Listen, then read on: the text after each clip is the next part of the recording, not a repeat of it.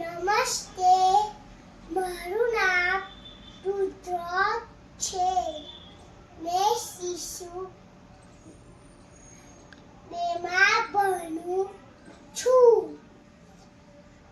મેં આજે ટામેટું બન્યો છું. ટામેટાથી લોહી બને છે. એક કાચું પણ